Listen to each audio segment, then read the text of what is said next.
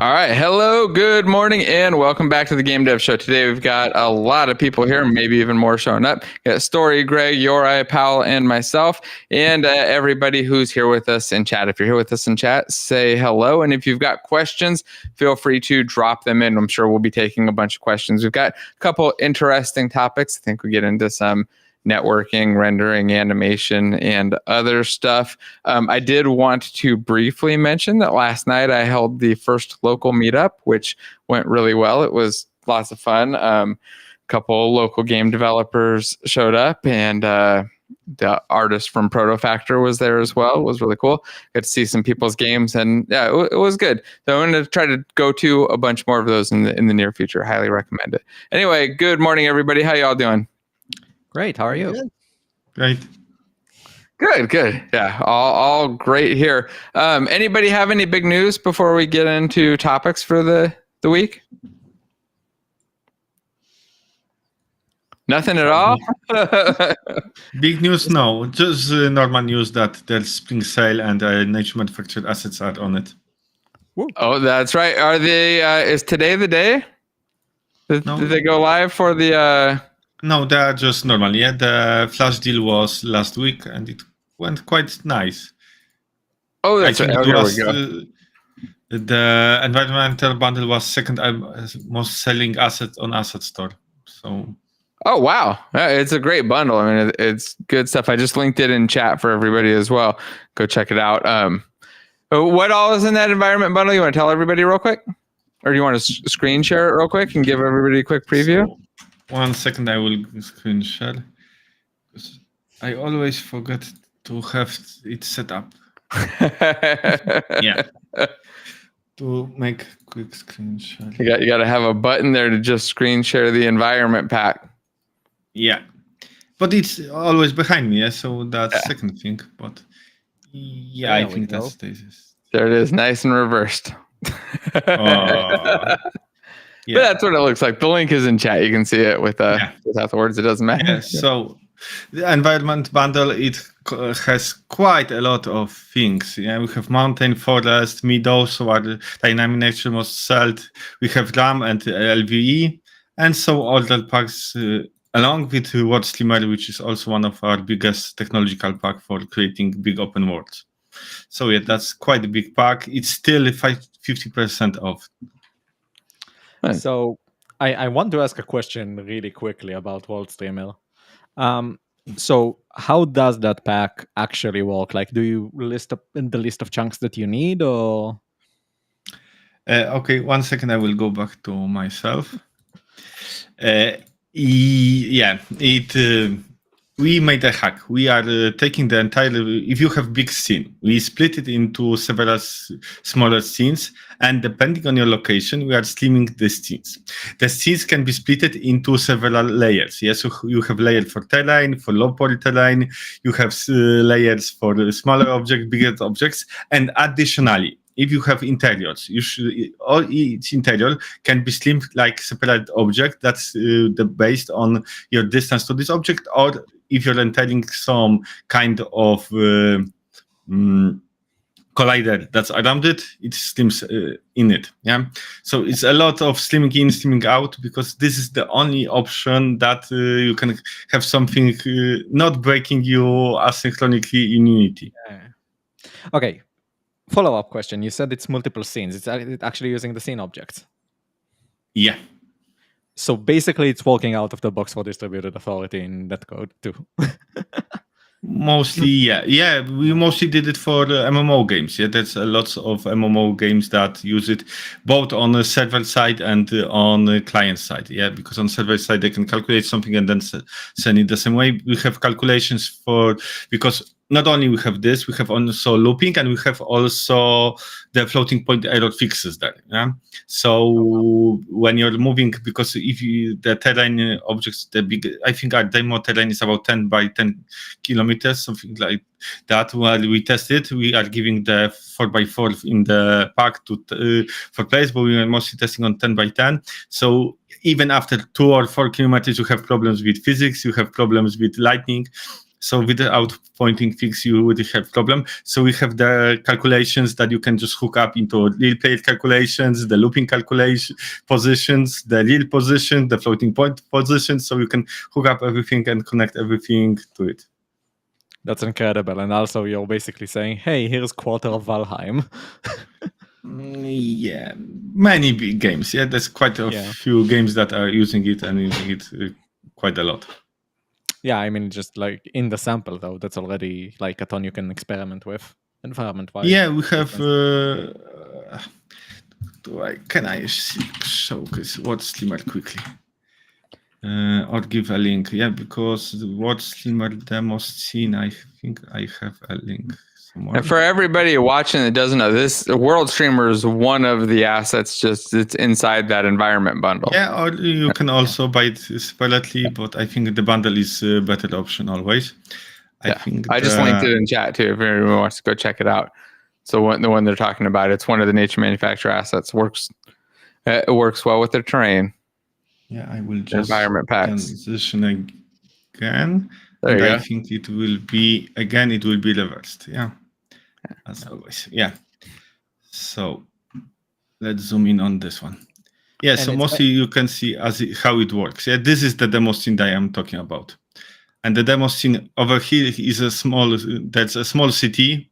That's this white part. And the rest is an entire big terrain with one road, lake, and some forests. And this is demo scene with the demo assets with trees, city, some buildings, and so on inside the World Streamer pack. It's very nice that you can see the scenes loading in and out, and it's at relatively high speed too, and you don't see like any stops as it happens. Yeah, and this is editor version. Yeah. In editor, async loading is slow, very slow. Async loading in build version is lots faster. Yeah? And here is what I said, that if you go closely, you can load interiors of the buildings and so on. Yeah. And we used, since we at the beginning of the project, we were thinking about using prefabs, slimming textures, and so on. But since are quite faster in Unity, unfortunately, you can't slim anything other than textures in a good way. Yeah. Won't addressables solve some of this, or is it just the building process of the asset that's the problem? The loading, how Unity loads everything is mostly the problem. Yeah. That's the problem. You can many people take World Streamer and just hook up addressables to it. We are still thinking, should we add it as the base version or not? Because it's more problematic for users that they don't use addressables in their project, and hooking up addressables in something like that isn't as much work. If you're on level that you use addressables, you can do it yourself within a day. Yeah, I would say to be fully about few hours. Yeah, because we are mostly using links to scenes, so you just swap up links to scenes to addressables, and you just change the 2 lines codes of loading scene to loading addressable. Yeah. So that's not as much work to do it. Yeah, I don't know. Go ahead. That's crazy amount of work to get like a really good asset going. And I wanted to say, like, this system is basically almost on par with what Unreal Engine is doing, which is a very nice thing to have because Unity doesn't come with that out of the box. So for people who haven't used Unreal here, in Unreal 5 specifically, they added a system of large world coordinates to support the idea of very large worlds. And the way that they do that is they basically split the world into chunks, and you have a chunk viewer where you can see like a grid of possible areas in the world, and each area can have multiple layers which you can load in and out. So if you have a city, you can have a city that's like in a good state and a city that's ruined if anything happened in the game that would warrant certain objects changing. And you have a very like convenient set of tools to do that, and they do the whole streaming for you, and it supports very, very large world coordinates. So Powell just basically showed you a system that has that in Unity, which is great. Yeah, and I think the biggest, I can quickly switch again. The biggest project I saw using it wasn't even a game. Yeah, the biggest project that was used by artist, he's called Martin. Marnix Denis. He's an Dutch, Netherlands artist. He creates entire worlds in point clouds. Point clouds can be big. This city that you see on the screen had, I think, about 200 million points in it. And was streamed at 120 FPS from high poly to low poly worlds. That's crazy. Keith was asking in chat about World Streamer and how it works with like multiplayer games with a client server hosted or like a client hosted setup. If you're unloading the world on the host, how does that work? Do you guys have thoughts or recommendations around that? It mostly the World Streamer just loads and deloads scenes. Yeah, that's mostly what it does in the simplest way. So how you manage it on your host or the client side, it's your decision. Yeah. You can have everything loaded on both sides. You can have it only loaded on client side and only some part of it loaded on the host side. Yeah, depending how authoritative is your client host setup. Yeah, because it mostly we don't do it because it's so many different possibilities and so many different aspects, because you can have peer-to-peer, you can have host client. They're all the typical network stuff that you want. You can mostly use it with all kinds of stuff you want. You just have to think your version of it. Yeah.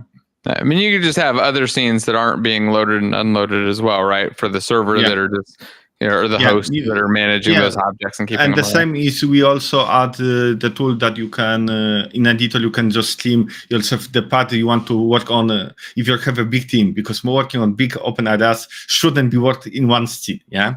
So mostly we suggest doing the first version in bigger one scene and then splitting into separate smaller chunks and you work only on one smaller chunk.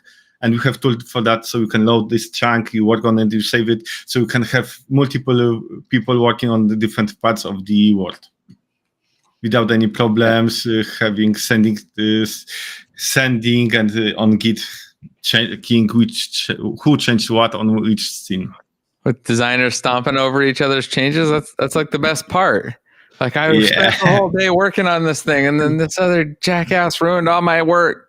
And they start fighting, and then they get drunk after work. And what, you're not using the Unity built-in diff tool?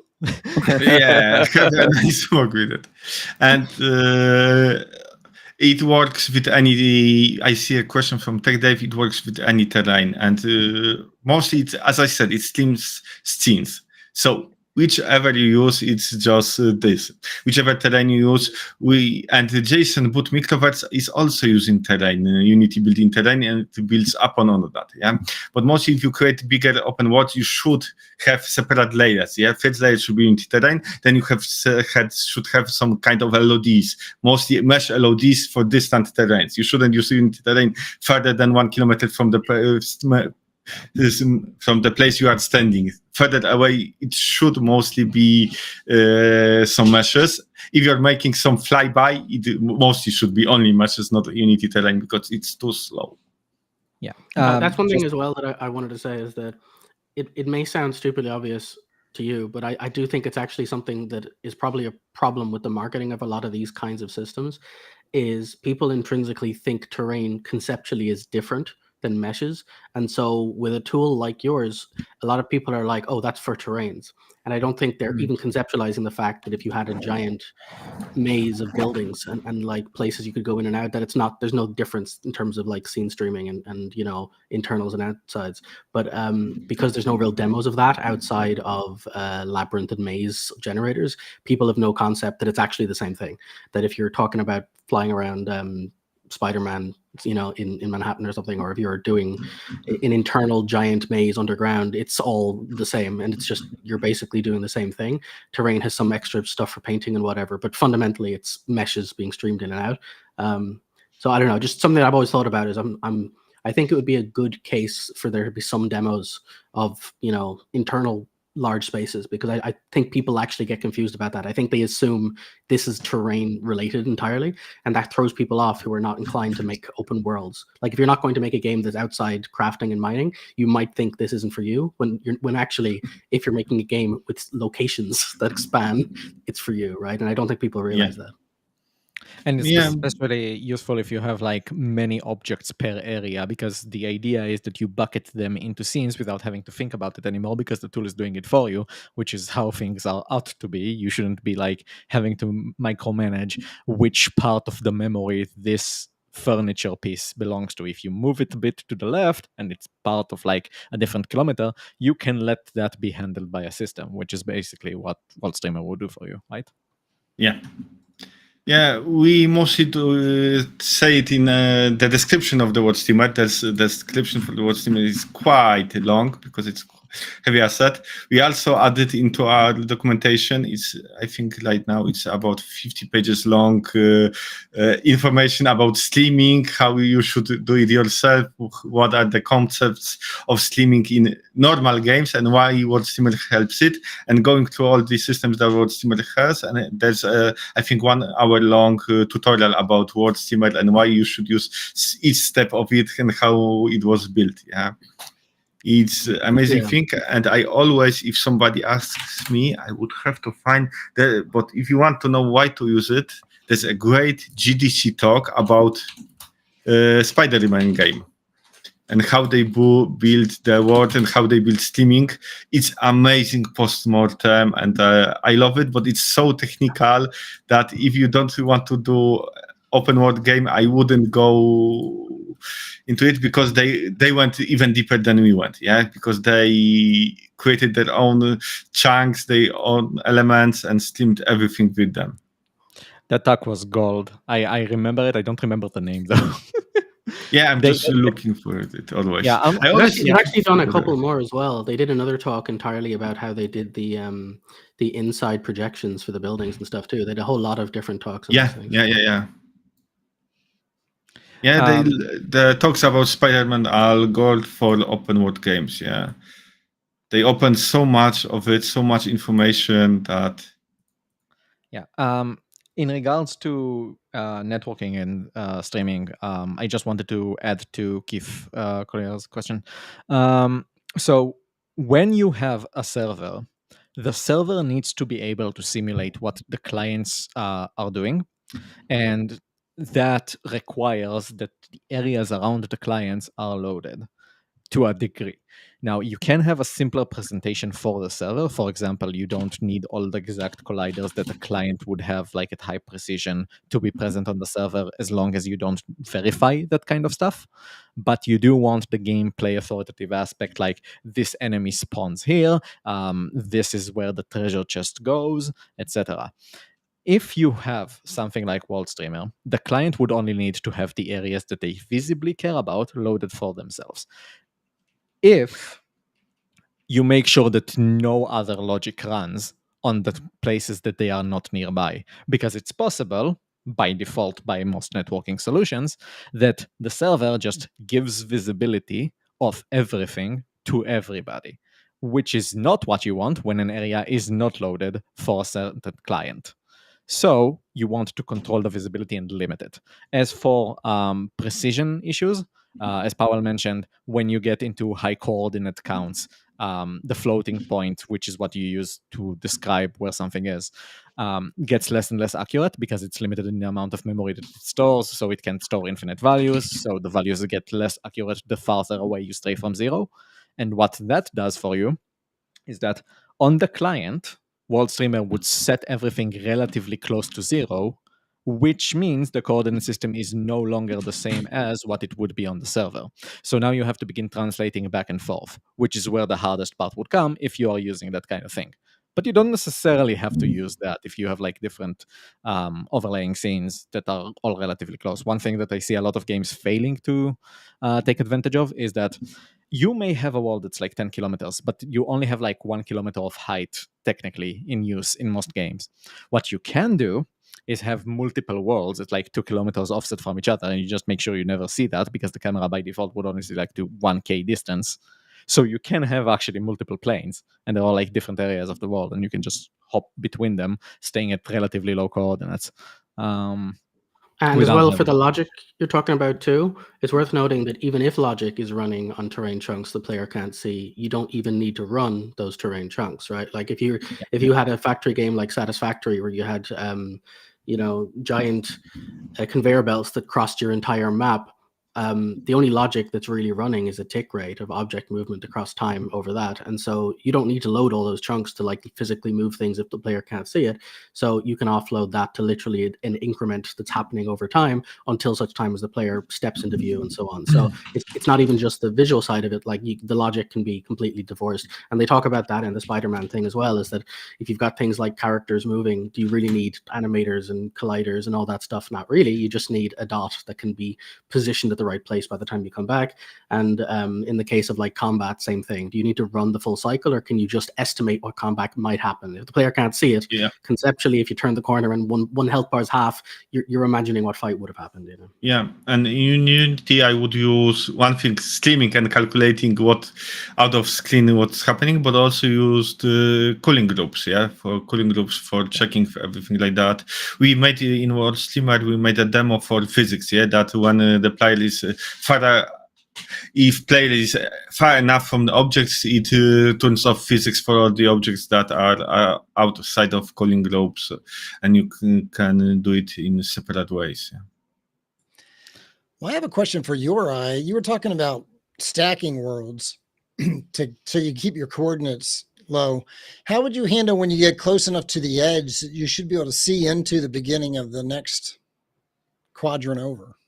Oh, no. So I meant like if you have interiors or other things, you can just like reduce the amount of the world that you actually need to access. Like if you are moving into a dungeon, you don't have to load necessarily a new scene. You can just move the player such that they are in a place where they cannot see things, like an area beneath the world that is adequately distanced from where most of the other gameplay would be, so you don't have like a situation where if an enemy throws a fireball and it flies a bit into the void, it actually gets into like some weird coordinate in the normal plane.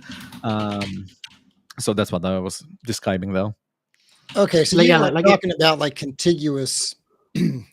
No, like a very simple example is if you ever played Zelda Ocarina of Time, there's a load of potholes you can jump in for secret levels, like little underground places. All of those are one level. They're actually all this giant set of little mesh circles that are under the ground. And then you load in and drop into this like secondary layer of the map, which is each of these different individual moments. And so rather than like physically moving characters to spaces at weird indexes, you can basically like push them down a bit, and it's like even if that place would be far away, you can conceptually just have layers of stuff loaded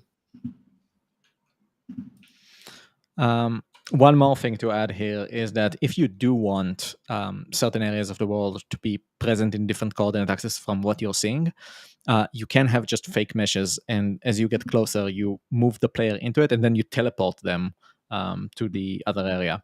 That is far harder to do because you're micromanaging like where things are. But if you use the parenting hierarchy system in Unity, you can actually just cheat a lot and just move an entire object. I don't recommend it, especially not in network games, because most network games try to operate on the assumption that you will only be using root objects. That's a whole rabbit hole that we may want to dive into. I'm not sure. But yeah, Jason, can you? I added 3 links to the chat. Can you add them to the chat? Send them to user. Yeah, I'll put them in the description right now. I'll add them all in there. I put in the World Streamer link as well, so everybody can go check that out. And I was gonna pop it up right here. Everybody wants to go grab it while it's half off. There was a question too about that tile map side though. So I will go tile into map? tile Is map. that something you would do? Yeah, I will just say, because I gave there are 3 amazing links. One is Procedural Crafting Manhattan for Marvel Spider-Man. That's one. Second, in Marvel Spider-Man Technical Postmortem. And third one is Making the World of Firewatch.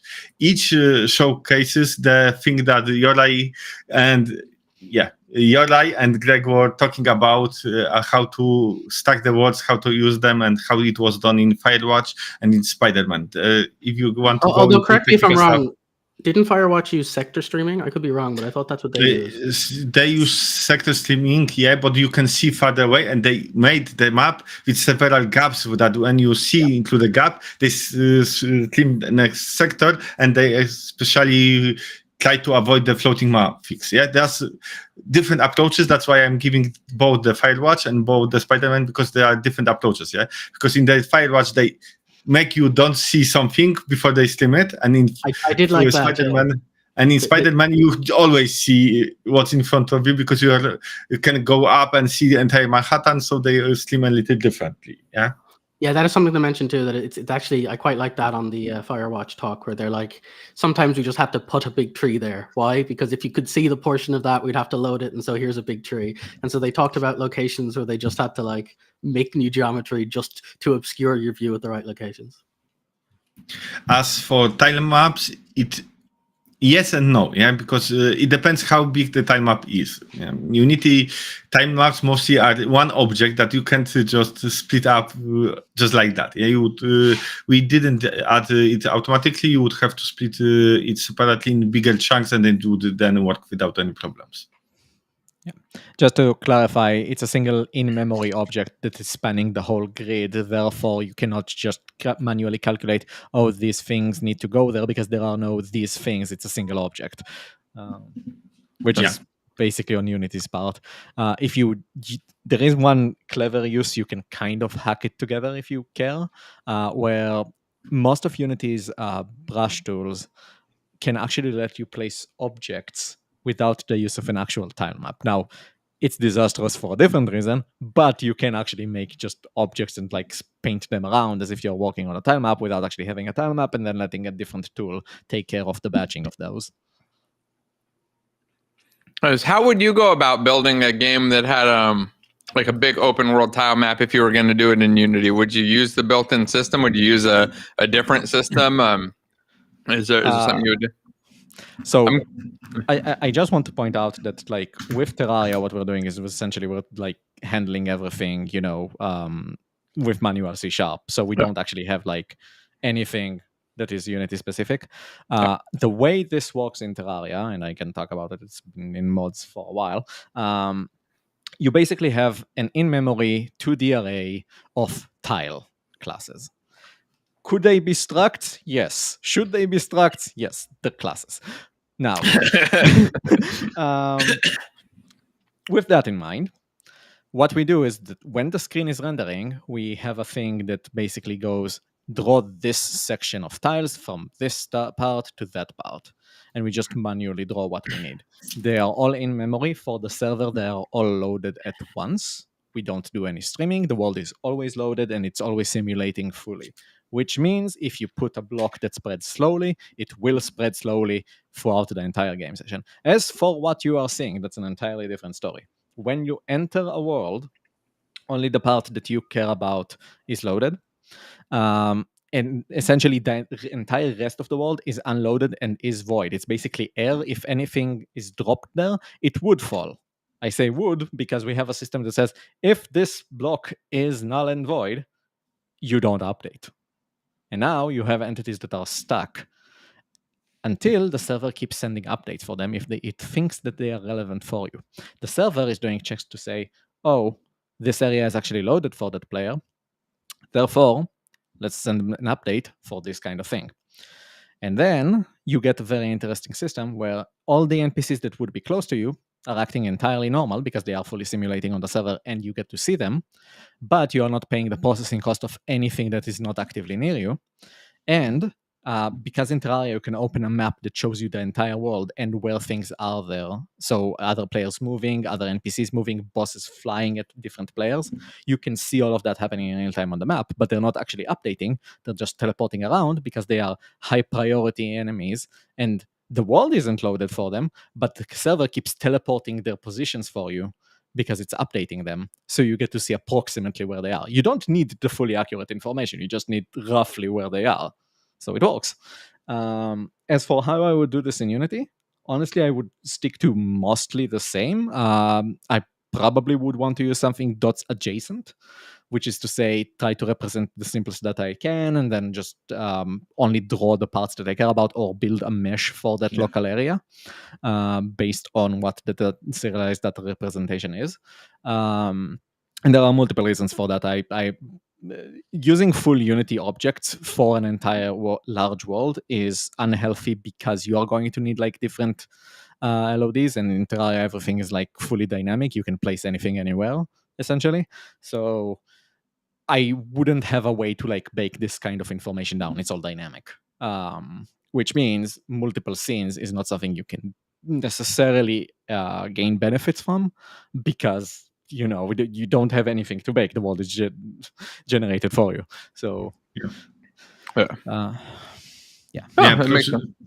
Procedural worlds are harder to stream than normal ones. You have to have different concepts for them. Yeah, exactly. On that note, some people brought up V-Rising. V-Rising had an amazing 3-hour stream with Unity. They talked a lot about their systems there. They even talked about how they're doing like preparing off the baked chunks. They are using dots, I think 0.1.8 or 0.1.7 before they went to the 0.5 update. And they showed like a lot of stuff, how they're baking, how they're doing the sun exposure system. So in V-Rising, you play as a vampire, and you actually need to be in the shadows of things in order to not get like burned by the sun. And what they're doing is essentially they placed simplified colliders for everything in the game, such that if you're near a tree, the tree actually blocks the light, and they're using an actual raycast towards the sun to see if you are actually hurt by the sun for it, which is very, very fun to see. So I'm putting the link in the description right now too, so everybody can go check that out afterwards. Hit the like button and then queue those up. I put all of the video links in there and try to update them while we're on the stream, so that way I don't forget to do it later. I'll have to check that one out myself, because I'm always fascinated by anything which is a sort of a mental disconnect between people's expectations and the systems. I won't go into like a whole Overwatch rant here, but a lot of the systems in Overwatch have a visual representation that's spherical, that's actually raycast, or vice versa.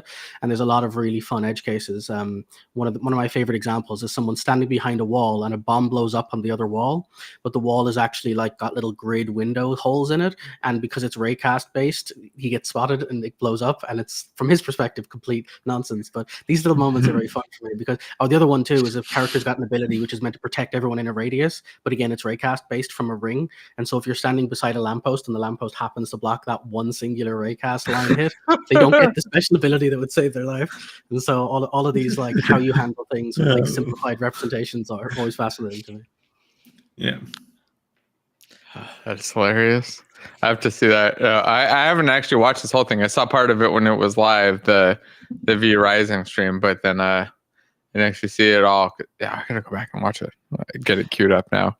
You actually reminded me something that I'd like to bring up here, like relatively quickly. In Terraria, there are many edge cases where we're doing like favors for the player, wherein if the player is doing an attempt to hit an enemy, we use an advanced like casting of like from every part of the hitbox to every other part of the hitbox, like really try to figure out, hey, is there any way you actually hit the enemy? But if the enemy is trying to do the same to the player, no, the simplest way possible.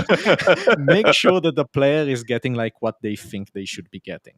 It's basically going that way. You want to make sure that players have a good time. If they feel like it should hit, it should hit.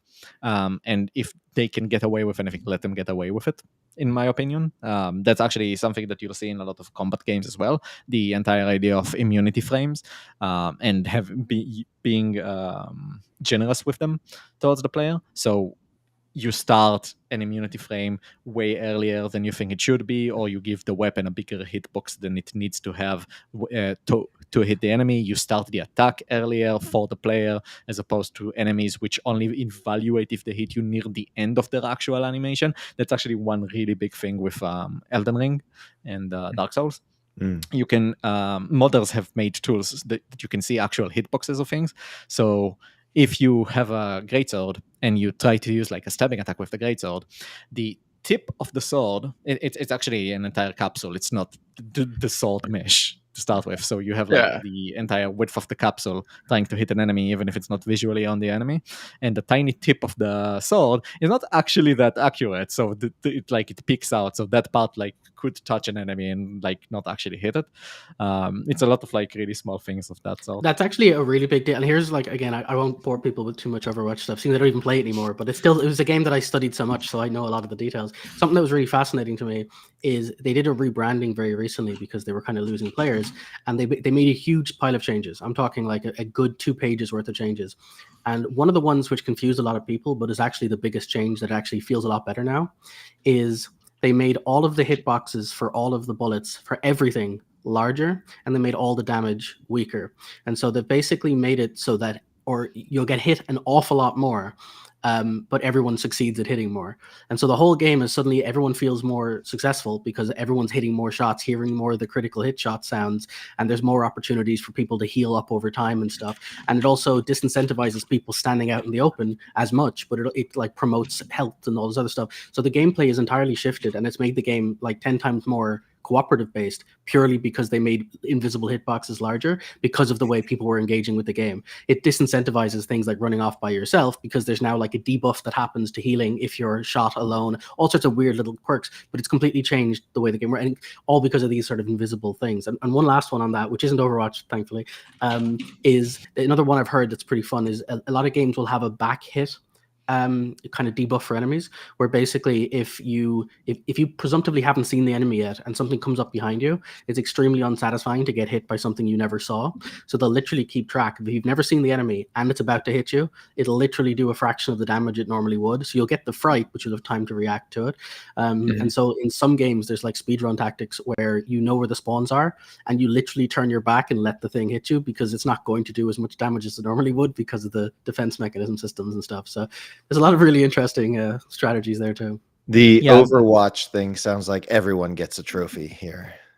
I would actually argue it's quite the opposite. It's everybody has to walk kind of evenly. Like the idea that because genetically you can see something, spot something better, and aim more accurately, you should always get the win is like the very classical shooters. You have a lot of that, but in a skill-based shooter, like with actual characters based shooter, you want to be able to use those skills and not say, okay, the sniper rifle always wins because it makes the best use of my capacity. So it lets you live the fantasy of having the character skills actually being in use effectively. Yeah. And it also makes everything like a more even ground where, again, cooperation matters and actually thinking out how you want to play it matters instead of, okay, because there was like this one pro player here, everybody else gets to lose.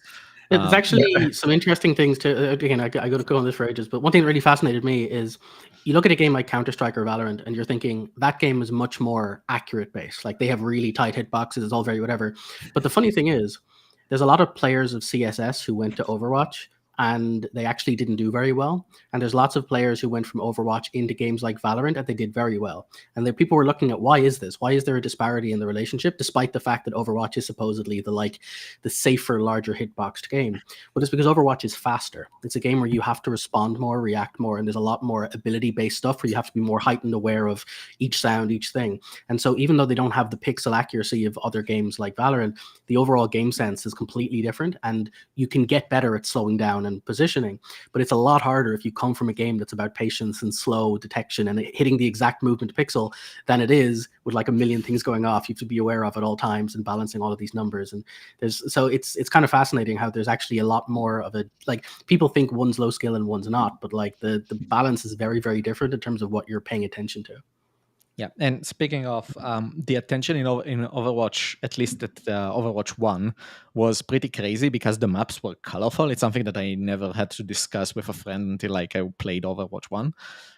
Basically, the more your eyes can distinguish important information quickly when you're getting a large pool of information, the better.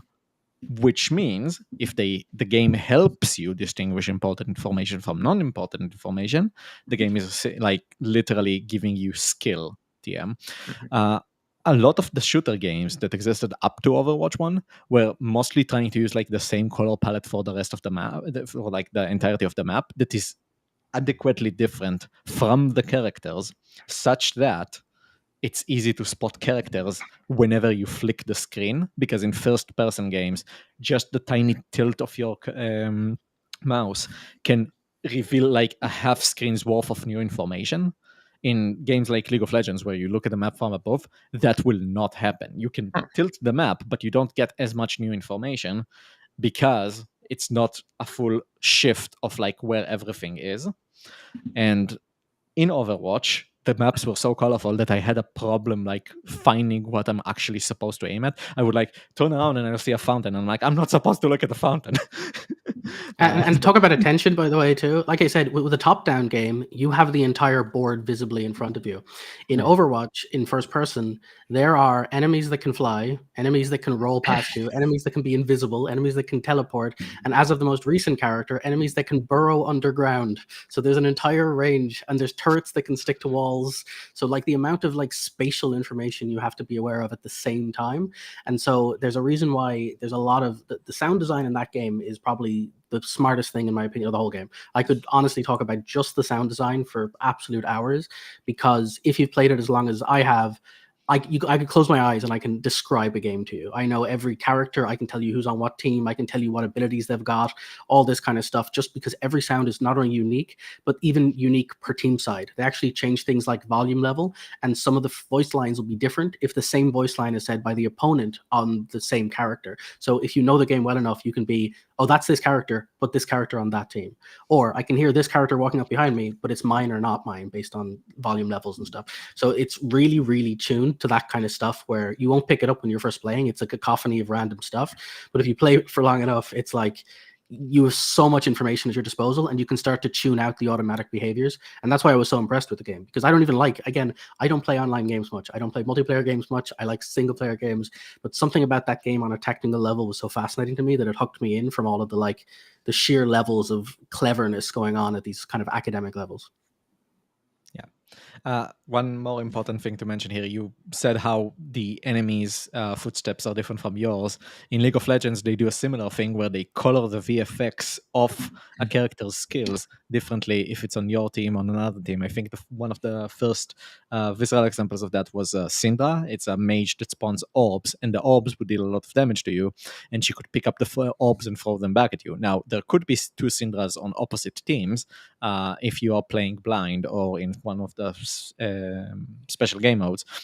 So what they did was they colored the orbs differently on their edges, depending on if she was on the enemy team or not, because fights in League of Legends get really, really chaotic. You have 10 characters that are basically overlapping each other as far as the screen is concerned, or you used to when the map was smaller and everything was slower.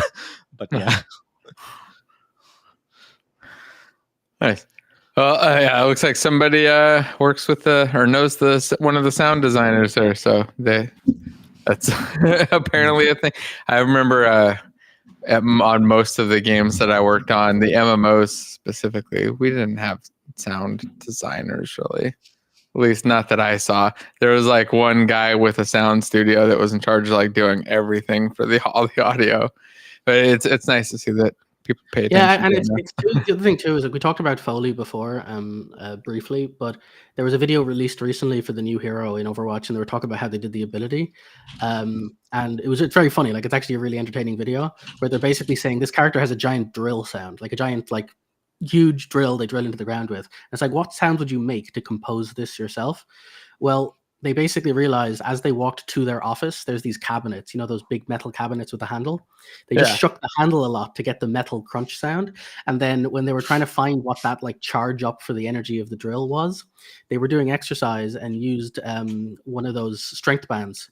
And they were happening to be in a weird pose, and it made this like foing sound that they really liked. And so they basically went back to work, brought it like legs in the air, trying to record this sound effect that made this spring sound. And it became the underpinning for this character's charge up and powers. And obviously it sounds really good once you start layering all of these things together and you understand how it puts and you wouldn't notice. But Foley's always been fascinating to me because the idea that you can go to work and just like live your life and every sound is possibly an embedded work you can do something fun with is an interesting way to kind of, live your life. It's much more, it sounds like a fun way to engage your work and your hobbies in the same thing. So that, again, you can tell there's passion in a lot of the stuff in games like that. Pity the game itself has issues now that's not really worth playing, but the actual fundamentals of all of the systems and stuff is, I still just love it academically. Like I really, really wish I could enjoy playing it. So I did want to get into asking Yorai about some animation stuff in a second, but first there were a couple questions I just wanted to pop up and see if we can answer them if anybody has the answer. One was about the job system and Burst working on Quest devices. Do you know this works for multi-threading on Quest devices? I haven't tried enabling Burst on a Quest build ever. I don't own any Quest device, so I can't confirm any of that. I got into my storage finally and got them out, so I've got them here now, but I haven't actually tried yet. I haven't hooked it up. Conceptually, I would say it would probably work. I don't know anything that Burst doesn't work on, because most devices these days have some multi-threading capacity, and Burst is essentially just an IL to CPP compiler optimizer. I'm saying this wrong. I'm thinking of something else, but basically, it's just optimizing the lower level code. It shouldn't be limited. The job system separately is a different requirement set, but I would believe that the Quest is capable of it. Yeah, I would assume so. Story, do you know? A lot of Unity's internal packages use the job system to some capacity, so I would like to believe that they are not breaking their own systems for it. Yeah. And then about that V-Rising video, they were wondering if it still applies, since you did mention it was in dots 0.8, or is it too changed, or how much of it applies? So let me just correct some things. I think it was in 0.1.8, not 0.8. That's a very big distinction. I didn't think there was a 0.8. I thought they went from 0.5 to 0.51 to 1. Yeah. Yeah. So on top of that, it's still very relevant. The concepts do not change, just the implementations of those concepts. Specifically, dots is a tech stack of 3 different things, and the only thing you really care about in regards to when you talk about dots is the entities package, because the rest is mainly internal implementations TM that do not change how you're actually offering your code. But the entities are a big thing, because now you have data pieces and you are baking subscenes, small chunks of data that you can stream in and out, and they load into actual entities that don't necessarily need game object representations in your editor, etc. So it can optimize a lot of that code and how it runs for you, because it keeps the certain different aspects that are put into a subscene such that it can load the important things together. That's something that you don't get with standard Unity, because memory can be all over the place. Some systems can be like, hey, run this transform, and then that rigid body, and then that rigid body, and then that transform, and that's not what you want. You want all the things of the same similar type to run together. Now, Unity does do some stuff to optimize that for you. That's why when you do different components, they update in different orders, and you have the entire execution order stuff on the documentation. Won't get into that. But basically, Dots optimizes that for you. Now, it comes with a set of tools to do this more easily. One of them is this subscene baking stuff. It's basically saying, hey, you can set what part of the world is this, just like a scene split by coordinates, just like Powell's World Streamer. Mm-hmm. But it's made for Dots, and with Dots, you can do a lot of stuff that are far better when done at scale because it's built for it. So, yeah. All right. So, but in general, it definitely applies, and people should go watch definitely. it. Yeah, I agree. The only real difference that occurred in the 0.5 and 1.0 versions of Dots that would change how you think about things is, in early Dots, you would add and remove components. This would be a structural change to how an entity is basically composed. If you had 2 things and now you added a herd tag, that's 3 things. Because you have 3 things, you no longer fit in the group of the things that only have 2 things in them. So you need to be put in a different group of 3 things. That's not great, because every time you do that, you have to stop, move something, copy everything around, shuffle it, whatever you need to, just to make sure that there is that group in existence at all. And then that thing is in that group, and then you remove it from that other group, and you potentially minimize that group so there is no gap. And all of that was slow. It sounds super costly. Yeah, exactly. It's still faster than standard Unity components, but it was slow. So the Dots team realized, okay, we see that a lot of people really love adding and removing tags. What if we Mhm. just allowed an enabled flag that just gets turned on and off, and then we don't need to do all these structural changes? So that's what they did. And now they optimize the code a lot so that it skips stuff that don't have the certain tag on or off. And they still keep trackers of like what parts do I actually want to load for the things that have this and that update enabled, but it's faster and it's cleaner.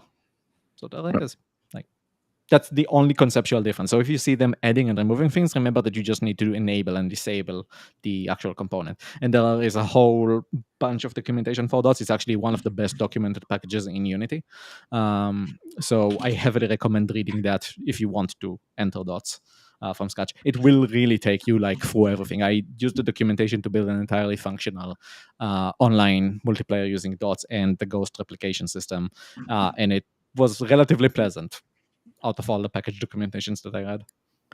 Nice. Well, it looks like your feedback there and advice is very appreciated. So it seems good. That's cool. I didn't realize that they'd done that too. That was one of the things that drove me nuts, was having to add and remove components when I want. That was I didn't realize that change would come. I need to start watching Johnny's show regularly and get back into dot stuff a little bit more. If you're interested in that, by the way, make sure that you're watching. They go live in just a couple hours, and so all dot stuff. It's really good. And then there was a question about the coursework stuff for the game architecture course. I will be sending out some info for current students, some discount stuff and other things. I'm still working on getting it all up and running. There's a whole bunch of weird stuff with the page, just trying to get working. The link is right there if anybody wants to check it out. Just going into single player, bigger game stuff. Trying to, my goal is basically to build, show everybody how to build Andrew's game, the Barbarian, just from scratch, and like, so you can build the whole thing in a week that he's been building for years. That's kind of the like, here you go. Yeah. And then I give it to Andrew and be like, here you go, Andrew, here's your game. Yeah. And then I'll take it and I'll make the Barbarian too. Yeah. No, it's getting into similar types of systems though. So how to build and kind of tie together a bunch of systems from scratch, all that kind of stuff. RPG, stealing Andrew's game copyright. Lots of cool. I have I think it's still on there unless I was messing around with things, but Andrew's mimic was licking the whole page for the longest time. You would scroll and his tongue is just out, and then you'd click it and it would do a little lick animation and disappear. Nice. I might have disabled it because I was running into CPU load issues on the server. Apparently I blew it up and it hit 100%, and it's like, oh, okay. But I'll turn it back on if it's off, so everybody can get the lick the page with the mimic. It just made me laugh too much. I couldn't turn it off. It's important. Yes, it was just like sitting there with the tongue out. That was that was the animated GIF thing that I had. So when we talked about the animated GIF earlier, that was the only thing that would play there with the transparency when I clicked on it. Yes. Oh, okay. And Dustin is right. The key is to not knowing what you're doing so you can learn more, and that makes the games take longer because you learn more. And then you go back and you do it. But it's funny, last night I was actually working on the Legend of the Stones games, and I'm at the point where I'm redoing once again enemy movement. And I've been taking into account stuff that, Jason, you've been talking about recently, also stuff that I've recently learned from doing the Projectile Factory. And, I had played with the behavior, Muse behavior for a bit. I've abandoned that and gone back to the age-old ways of doing things the way I know how to do for the most part. Mm-hmm. But I'm throwing in new things like, okay, well, now I can have different objects to handle the attacks versus hard coding that into a class. And it's interesting the way that it's exactly what Dustin has said. As I learn more, I want to do things differently. I want to do, it's not necessarily better, because per one of your most recent videos, Jason, the step one is make it work, then do it right, and then do it fast. And so it's not necessarily better, but it is, for me, the enjoyment I get from it is doing things in a new way that feels better, or that enables new opportunities, and just a behavior based system. I think that is that the component, not a component, but what pattern is that when you use behavior, like objects that you drop in? I know it's one of the component model is as good as anything else if you're describing it. But I will say that's actually why, because I'm such a magnanimous person, that I'm not actually watching your streams these days. Because if I was there, I'd derail you and you wouldn't get work done. So the actual reason I'm not there is for your benefit, to make sure you get work done. Oh, thanks. I appreciate you not hanging out with me for my benefit. It's giving you space to grow. Yeah. Well, I was gonna do a stream last night, but I ended up not doing it. I had some other things going on too, but I still got work done, and yeah. But it's just interesting the learning and changing, and it delays the game. But I think for a lot of us, part of the goal is not necessarily to finish the game, but is just to like making the game is fun. Yeah, like I honestly, like I joke about this a lot, and I've been, people were unhappy with me when I said that, if you want your game to be a product, you have to treat it like a product. Well, I'm not saying that you have to always at all times have no fun. What I'm saying is they're two different things. For example, I love productivity, even when I've got nothing to be productive about. I'm currently learning a lot of new stuff with NVim, and I've recently changed my browser from Vivaldi to Arc browser, and I swap out my tools a lot because there's a joy in novelty, right? You're learning new things. There's a bit of interest in trying out new tools, finding new workflows, seeing what works for you. It's not always the most productive during the time periods, but I find that it's constant. It's testing my understanding of what I like. It's trying out new things, and sometimes that's fine. But what I really want to hammer home, and I keep trying to say the separation, is you have to be aware of what you're doing. Like I call this, which sounds disparaging, faffing around. If I'm faffing around, I can have fun faffing around, but I'm under no illusion that time is going to be directly related to any financial success. Other times where I want something to be successful, I have to accept that sitting down to work and then just like moving boxes around the screen or clicking scenes or scrolling my code for 30 minutes while I'm trying to figure out what to do is not work. It's just ways of saying, well, at least I opened the project, I feel good about it. So again, I have no problem with people messing around and having fun, as long as you like acknowledge what your time is doing. It's the whole like presence concept. As long as you're aware. Just, it's when people spend years saying they're working on a game because because I know people who quit a job to make a game and half of their time is faffing around, and it's like you're doing yourself a disservice by not being self-aware on that fact, right? Mm-hmm. Like, it's so, again, have fun, but like be aware. That's all I ever really mean by that. Yeah. And that's where I think to the make it work comes into play. Like literally make it work. Don't, over engineer it because that you could do it better necessarily. Like you might want to do something crazy one day. In 3 years, you might have 100 people working on this thing, and you're going to turn it into an open world thing. So you got to get it ready. Better prepare for that because you never know. But that's like as an example of one of the things I did. Like I made a move script, and it was just for moving. Then I added this, and I added a look, and I added, can they see the player? Could they see the player if they turned around? The hearing distance, can they hear them? And then I was like, okay, so I made this one script, and then I was like, all right, now it's time to go and extract these into their own little classes. And that process of, okay, it works, now make it into its own little classes, because now everyone can have the hearings thing. You can have a blind character that can still hear. You don't need to put the class on that checks raycasts because they don't do that. But yeah, I've got a really good example of this. It's actually like, and again, I catch myself doing this all the time. I wanted a config file for a project I was working on. So your standard, if you've ever worked in .NET stuff, there's your standard dev.config or prod.config. And effectively, config. Yeah, you can basically have like, here's a good example is for all these days with APIs and AI stuff, you want a key that you can put into something. And so you don't want the key in the code, you want a key in something that doesn't get out of the source control, blah, blah, blah. And it's like, I was like, okay, I want that implementation. How am I going to do it? And I was like sitting down and I was writing out like a config class, which has like a tree structure, and I could build, and I was like thinking about, I wrote this whole big thing and I wanted to build a system. And I was getting annoyed at myself going, I don't want to build a config system. I want a config file. And then I kind of stopped, paused, and said, what is the dumbest but functional way to get this to work? And I was like, okay, well, what I want is basically a JSON structure, especially with nested, because if you do it properly, you want to be able to have a section called like, keys, or a section called hashes or whatever, in 2 separate sections. And I was like, okay, I want it to work the way something like JSON parsing works in JSON.NET. I'm like, well, what if behind the scenes I just use jobject.parse, and then I used the indexer into that.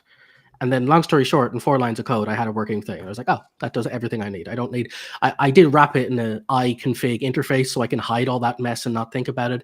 It's not a very, it's so easy to mess with in a way that's not very sustainable or scalable, but I can just get back to work. It works now.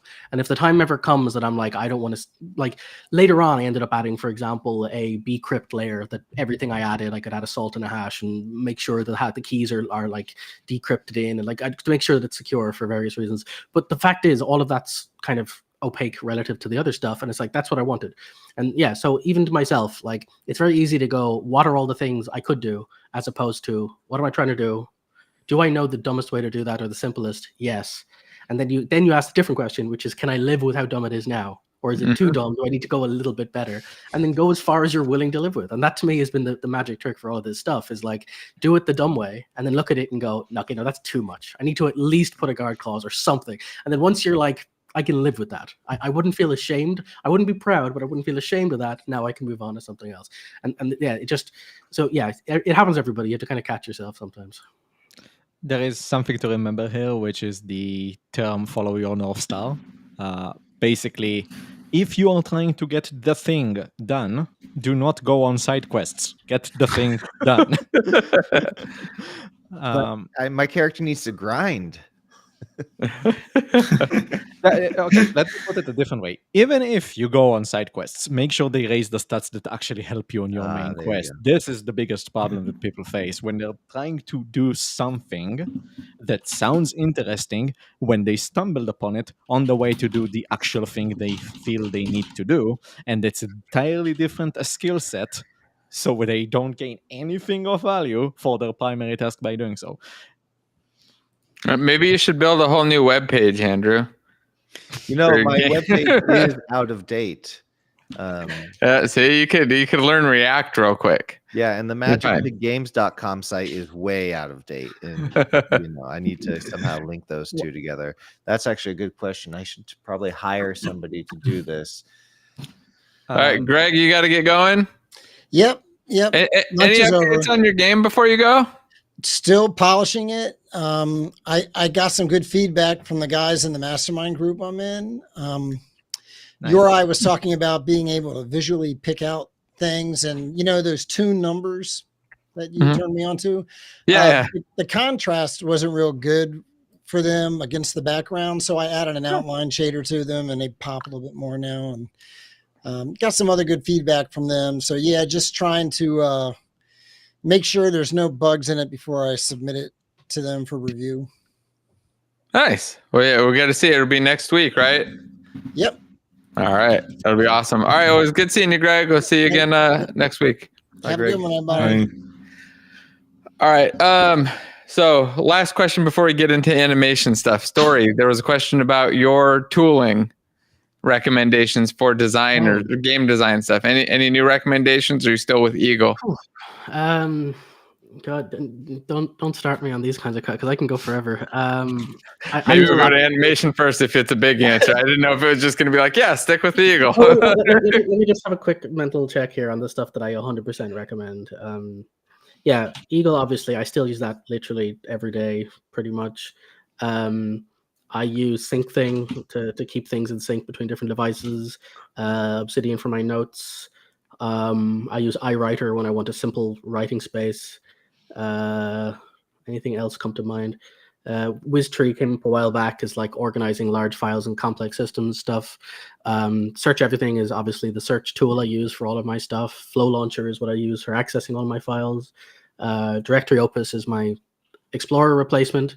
They're probably those ones are the ones I can't live without.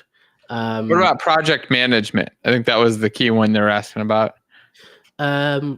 My spiciest hot take on that is actually I normally either just use Trello or Codex. I do not use anything too fancy because I find in 99% of cases you just want boxes that say thing that has a web link associated with it.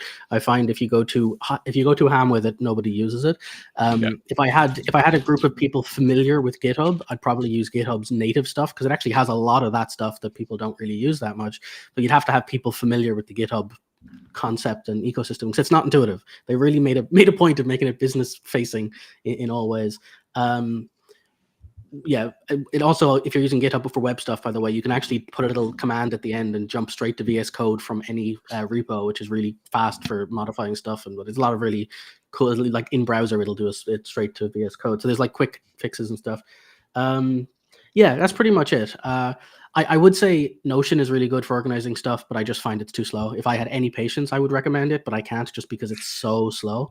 I've started moving to like NeoVim for half of my local file management, so I'm used to stuff being relatively instant. And the idea of waiting, press the search box and wait for the search box to appear kills me. I can't even like that's just too slow for me. But yeah, okay.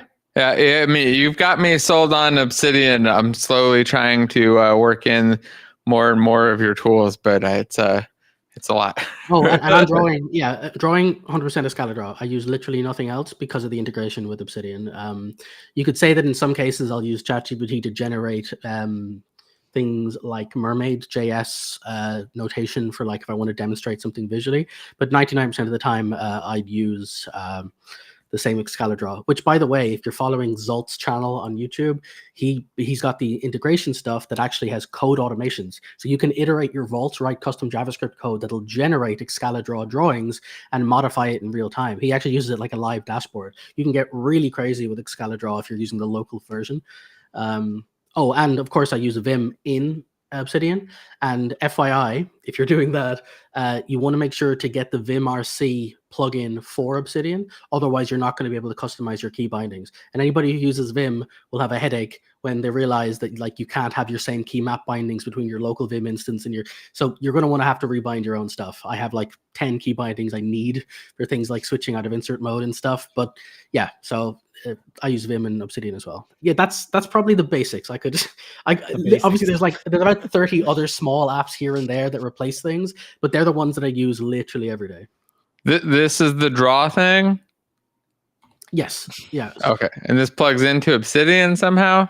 Yeah, there's a plugin where you can just literally make the drawings and pass them around. But the reason that's so powerful, by the way, is it's all like a simple sort of JSON syntax. So you can actually like copy and paste things. You can share it with people. You can drag in images. You can make links to things. And if it is in your Obsidian Vault, you can link these to notes and stuff. So you can make interactive drawings. You can share them. There's obviously squiggles like this aren't a good visual representation, but what people use it for this is amazing. People use it for like graphing relationships of narratives if they're doing stories or characters, or if they want to say describe system architecture, because there's actually a set of nodes for things like server or class diagrams. You can actually use this for big complex diagramming solutions. There's even templates already built in for things like flow graphs for doing application flow state. Like it gets very complicated in terms of what you want to do. Yeah, I think it's such a really nice format for that stuff. I just generated that. I just told it to do the Unity frame loop, and it obviously doesn't have everything, but it's got the core update. It does the update part, which is what I said, update loop. So yeah, neat. Yeah, so that's really cool. And of course, it has dark mode, so you don't have to look at this horrible bright mess the whole time as well. Which is this is just the default loading up the page. Yes, so there's a way to switch it somewhere. Mode, yeah. I mean, in Obsidian, it would be opposite. So yeah, that's really, really cool. Okay, now I've got a new tool to try out and start working with before next week. Yeah, and the other thing too is like because this existed long before Obsidian, which is quite nice. People who are familiar with that, when you use the Obsidian integration, it's the same thing. And so that's been a very nice tool that you can actually share it. And if you make notes in Obsidian and you don't want to share your vaults, you can literally highlight all of the shapes you made, go to the website, click paste, and then share that link and then have a shareable web link as well. So I find it's very rapid to do iterations for shareables. There's actually even a plugin that'll automatically make that process for you. But my point is you can very quickly share your stuff in a way, that way as well. I'm not a visual note taker as much, but there's a guy, again, Zolt. If you check out just Obsidian Actually, if you just type Obsidian and Excalidraw, you'll find his channel, and he has huge, like, not just how it works, but he actually goes through the philosophy of thinking and how to use Zettelkasten and all this stuff through a visual medium. And like, I find it very useful just to learn how to think that way, because it's not the way I normally approach problem solving. So I'd recommend that if you're kind of looking at visual graph note-taking stuff. I'm gonna put that in there because I like using Obsidian for video stuff all the time, and just its little graph view is cool. But this is good, and you've got me. Okay, all right. Let's go on to animation. I don't want to run out of time, and I know Yori's got a lot of thoughts on animation. Before we get into it, if anybody in chat has questions or thoughts about the current animation system, feel free to comment or ask away while we're getting into it. But the topic or question of the day is really on what's wrong with Unity's animation system, or maybe what could be better. What are kind of the pain points, and maybe curious what you think some of the strengths are too, if there are any that you guys can point out. If anybody here's got thoughts on that. But I know Yori's got by far the most experience with this stuff, so I'll let you kick it off. Sure. So you asked me to point out the good things about the animation system too, right? I mean, you can sprinkle those in, right? I'm just sure I can kick off the good small part away first. I'm kidding. So. Hello everyone, I'm Yori. I just want to point out that my arc with the animation system before even like going through the entire list of things that are ought to change about it. I've started using Unity in 2015. I've tried using Unity with VR to control a character so it follows the wands and the head of the character. I've tried doing many different action game oriented designs with Unity's animator system. I've had my arc of saying this is trash and I need to move to do it with code. I've done everything that is possible to do with code with the animation system that Unity presented. Then Unity released the playables system, which is an underlying layer when they reworked how animations work in the engine, which lets you do a lot of different advanced stuff. And I've done all of those advanced stuff. I used one of the packages that's in preview that's now abandoned that shows you the playable graph. I have gone through an arc of saying, oh, look, there's a new tool out that's using the playable system that's actually pretty great. It's called Animancer. Animancer is the best thing since sliced bread. I will praise Animancer repeatedly and make sure that everybody knows it exists, because Unity's animator is trash and the code for the animator is trash and playables are trash, but Animancer is good. I remember chuckling at that phase, because at the exact moment that was happening, another friend of mine was having the opposite sort of thing where they had just switched. And I was like, okay, because I'm not in this area that much, so I don't have super strong opinions. But I have two people who do have strong opinions who were shouting completely opposing things in my ear at different points. And I was laughing the whole time going, okay, this isn't a clear-cut problem. Somebody's going to change at some point. I don't know who. And it was just funny to see how it was going to play out. Yeah, so I had that arc. I praised Animancer repeatedly. I told others how Animancer is good and why it's good and why I think they should be using it. And then I realized, actually, it's not solving a lot of the core problems I have, and it's not Animancer's fault. It's actually Unity's fault. It's not letting Animancer do what Animancer needs. So I went back to using the animator component and I started solving the actual problems that matter with Unity's animation system with internal code that you don't have access to by default and you have to use reflection for. And now I'm using the animator happily, which is a point where I don't think I wanted to end up in. Now, all that said, animator is trash. Now, I'm not against Unity. I think they're doing relatively okay job trying to make most systems, but there is a lot that needs to be improved on. And the first thing that I think should be improved on is the understanding of what Animator does for people. I have held a 40-minute talk in the GameDev Guild last year, I think it was, about what is actually good about the Animator component in Unity. And I think I think I still have that link on my Streamable if you ever want to share that as well. Yeah, feel free to share it on like the chat. I don't mind. Yeah, I'll go grab that in a sec. Yeah, if you can put the link or drop it in chat real quick. Yeah, so it's a 40-minute talk. It's guiding you from zero on why Animator even exists. And to put it very, very shortly, in the past, everything was code. You did not have a visual editor for animations, which means if a designer wanted to add a new animation to the game, they would be dependent on a programmer to do it. And that was bad because it slowed down the entire team. The programmer couldn't focus on programming jobs, and the animator couldn't do anything until the programmer gave them a tool to do it. And also, you couldn't preview changes quickly. If you have a transition between animation A and animation B, you don't know when the animation happens, if it's smooth enough, if it's on the exact keyframe, and how long it would take. Further, you didn't have a flow of the animations. Now, Animator tried to do solutions for all of that, plus new things like humanoid descriptions, so you can transfer animations from humanoid A to humanoid B.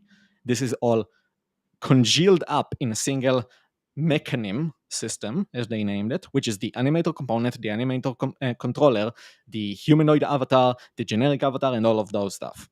And without rerunning my entire talk, because they put everything together, there are perceptive problems in how you should be using all of this. People don't understand 90% of the functionality that's within in that system. The 10% that they do understand, they did not read fully, so they don't know the small hijinks. And out of those 10%, or 6% that they are actually capable of using, they have problems because the code doesn't actually function without knowing the rest of the 90%. Which means you get stuck with an animation system that you can't use easily, that doesn't work nicely with the code, that is strangely typed and fails at every corner, and that you cannot work together fast with for anybody. Not the animator, not the programmer, and not like literally anybody in the pipeline. And then on top of that, they added a 2D system, which is a mess. But yeah. Which is to say, a lot of things need to be improved, and the first one is making sure people know that the 90% exists. For example, state machine behaviors.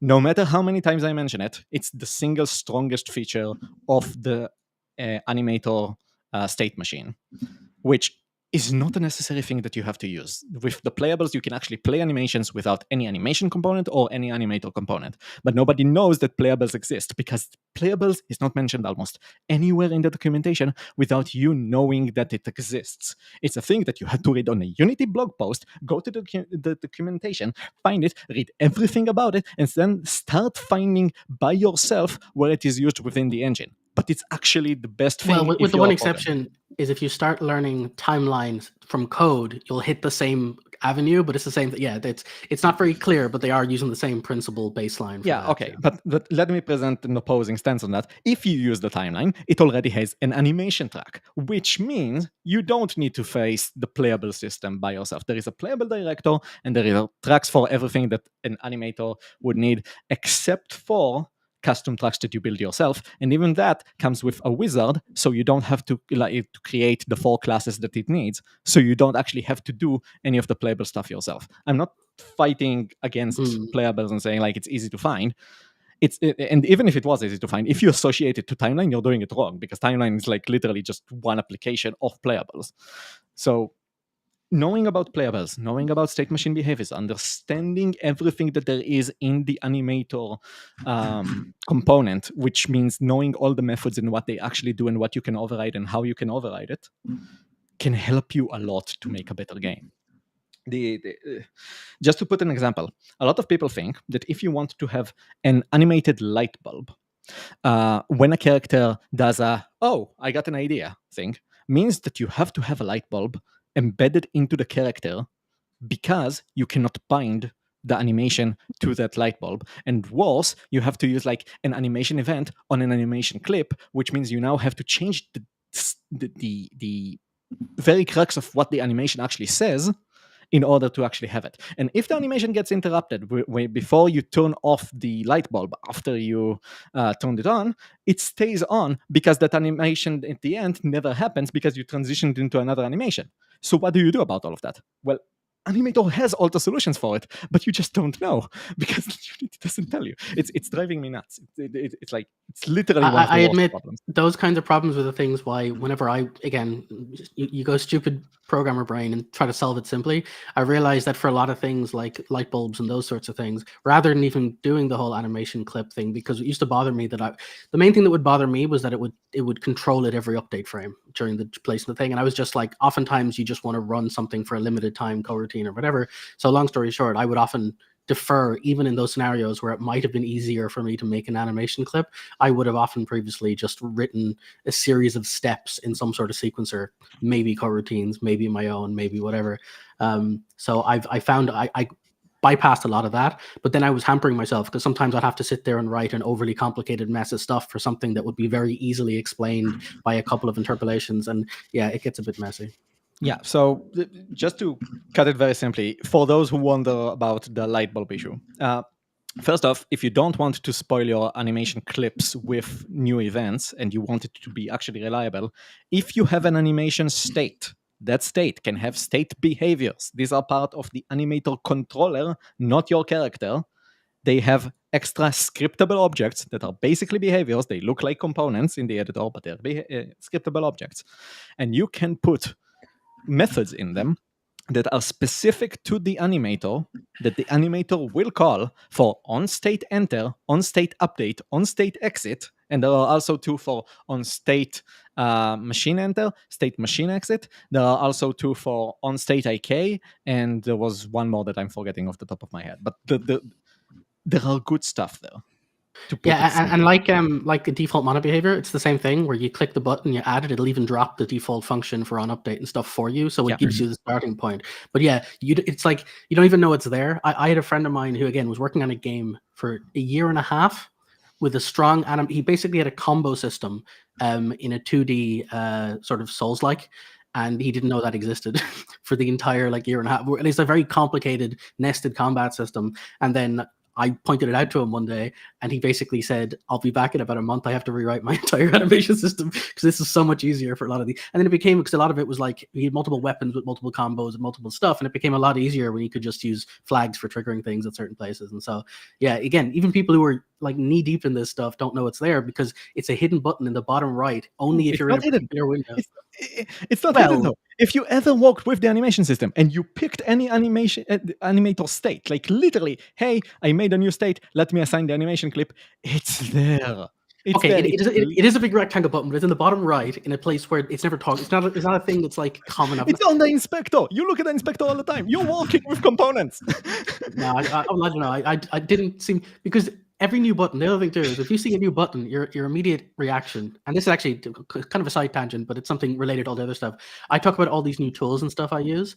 The first thing I do when I get a new tool is I turn off every feature it has. A good example of this is I install VS Code and I turn off everything because it's a mess of confusing, scary buttons. And I want to, first of all, find problems and then turn on the features that solve the problems I have.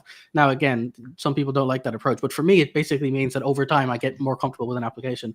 And again, look, because a lot of people do, is they won't press the button because they see new buttons. New buttons are scary. What you need is a problem that requires you to go hunting for a solution that then highlights the button. So the short answer is nobody's going to press scary buttons. That's just a fact. Okay, so I have a different philosophy about most of the things that I approach in life, which is if I am giving a manual, I will read the manual before I interact with anything. I will not press the first easy going button. I will read everything to know that if something is about to explode, here is where I click. And then, when I know all of the buttons to a sufficient degree that I know that one, they exist, roughly where they are, and roughly what they do, then I start using the tool. And if I need to go... Okay, so... You don't throw the box and the instructions I away read the and manual then for my bags. I read the manual for my washing machine. Now I know who those Monster Hunter 500-page opening title sequence tutorials are for, because they're not for me. Because I've forgotten... I take 7 steps forward. It's right, here's how you cook. It's I haven't even walked yet, and you're teaching me to cook. I don't even know what this. So yeah, at least somebody gets something out of it. Because for me, it's the opposite. For me, it's you learn through, you do a thing, you internalize why it's valuable, and you repeat. And you have a problem, solution. That's how I like to learn things. Yeah, on the stuff that you guys have all hit so far, what would you recommend changing? If you were in control at Unity and you were changing the animation system, just for the things that have been talked about so far, how would you change it, or would you change it? Is it just... Okay, so I will not comment on the things that we have talked about because that's not the first thing I would change.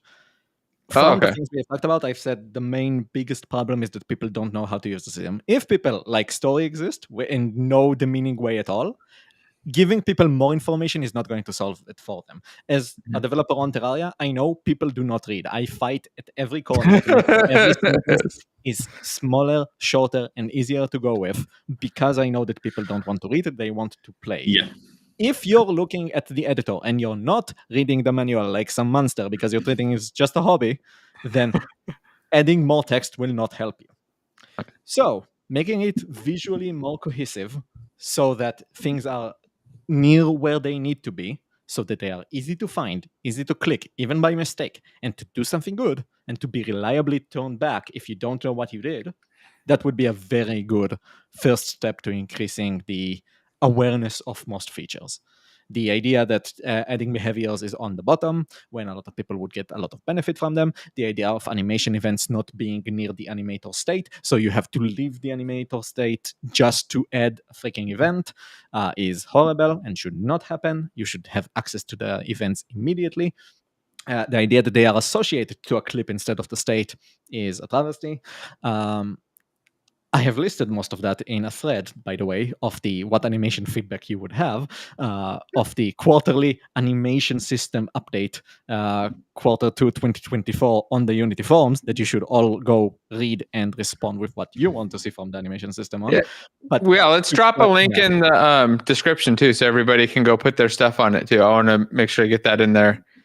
Sure. I haven't given any particular feel. Like I said, to be honest, I shout about enough things. I try to only shout about stuff that directly affects me, and so I don't tend to have strong opinions on stuff that I don't use enough to really warrant the strong opinions. But I will say that my one bit of issue or advice regarding a lot of these animation tools would be, I truly believe the best era of Unity tutorials was some of the earliest, and the one that comes to mind particularly was, I'm pretty sure we've all seen them.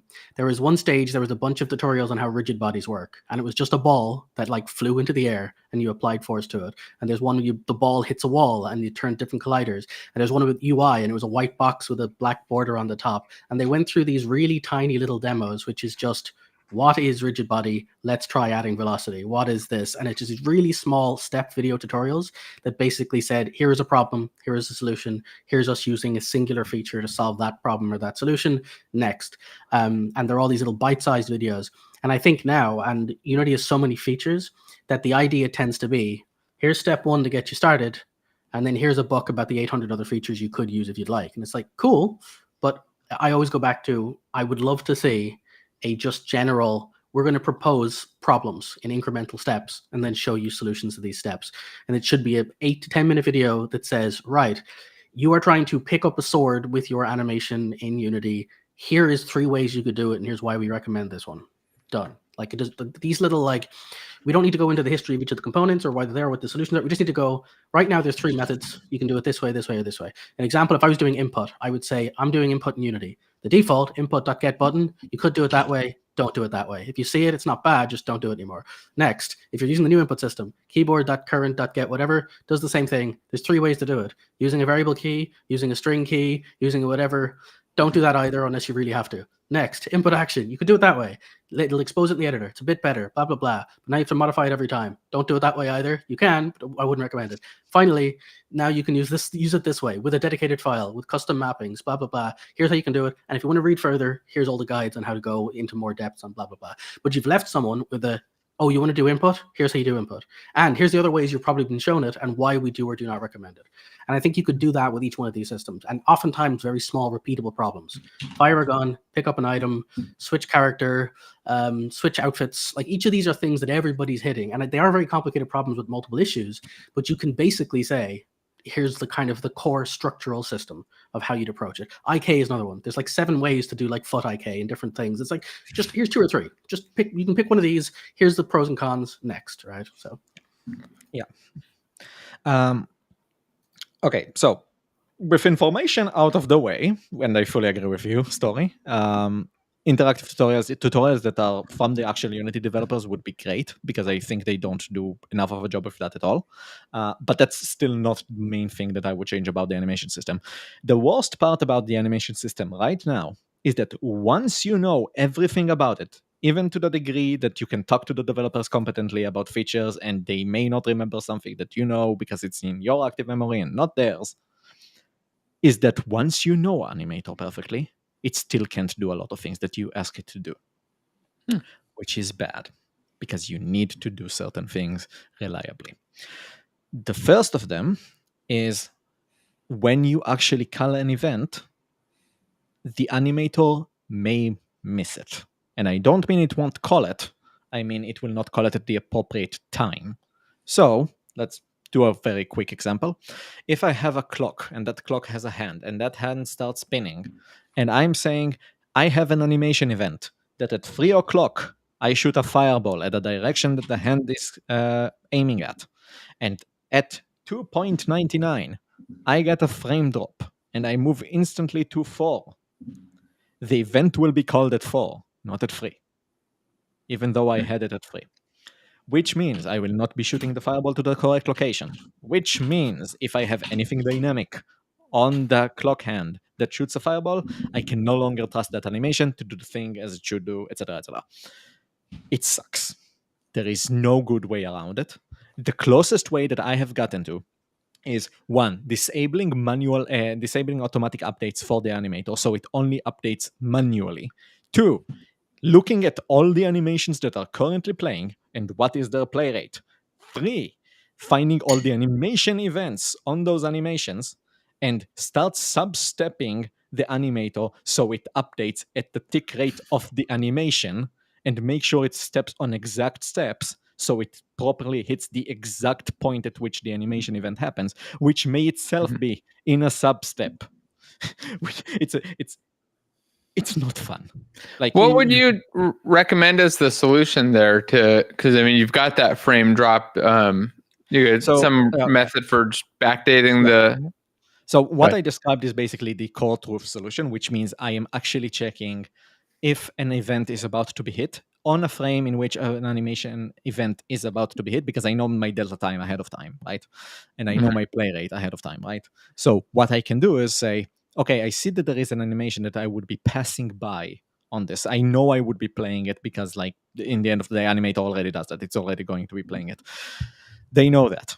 So what they can do is they can substep. On that one frame, you'll be sampling the animation twice. Once at the exact point at which the animation event has been called, you call the event, so everything is at the right value, and then you call update animation again with the remaining delta. And if you do it that way, you have reliable events at the exact frame, exact pose that the user has authored. And on top of that, if the event itself changes what animation you should be playing going forward, such as enabling a transition with the rest of the delta, you can let that happen and not miss the transition. So if I have an animation in which I grab an enemy and I'm checking, hey, did I actually hit an enemy? I can know that the animation will happen at the exact proper location. And then if I actually grabbed an enemy or not, I can continue the animation or move to the having grabbed an enemy animation. Yeah, it's similar to what we talked about before with bullets, right? Because the whole moving through time, possibly missing colliders, and you basically snapshot the correct versus the wrong, and then use delta then you have the control over resolution yourself. How would you like it to resolve? Yeah, and on top of that, the second biggest problem, except like reliability, is the biggest problem. Once you have reliability, you can do anything else perfectly, even if it's with your own code. The second problem that is hardest to solve is prediction and reconciliation of an animation through clients. So that gets into a whole rabbit hole. But basically, let's say I have an animation. That animation has an event happen. I want reliable network. I have a character that's swinging. That swing is supposed to hit an enemy. But that enemy in multiplayer has shot me. That shot interrupts my attack. What should happen? Should I be slashing at the enemy, get a successful slash, and still be hurt? Should my attack be interrupted such that I never hit the enemy, and then, the enemy basically won? Should I ignore his hit because I already went past the animation at the point from which I can be interrupted, and etc.? If you have that kind of stuff, rolling back an animation is extremely difficult. Unity does give you proper methods to say animator.play, or you can manually sample the time with playables to like actually bring the animation to the exact point and exact blend that you need. It's very manual, very not fun to have. Although I have done that a few times, by the way, as a small cheat where I got lazy and I was doing like a door swing and I couldn't be arsed with all of the complexities of that. So what you do is you can basically manually control the percentage effectively of the door, which also means you can reverse it back the other way. So you basically have with a single animation that you control, you can basically run your door up and down and then have the speed controlled as in code. And you can even then run that through a curve. So you can have an editor animation curve that controls the speed of an animation playing with whatever time you like, because all you're using the animator for is the frames of the individual steps. Although there's caveats to that too, because it does a weird thing with like overrun time and you have to capture that too, and it gets a bit messy in places, but it works, but you have to like hack around it a bit. Yeah, and now Weimann is in the Matrix. Well, yeah, you can do that. And to be fair, even if you don't want to do like something very complicated, in the animator state inspector, there is actually a speed field, and you can set that into a negative speed. It's allowed. It's a thing that can happen. It will, but again, it'll accrue the time. Normalized time. The normalized time will go crazy. Yeah.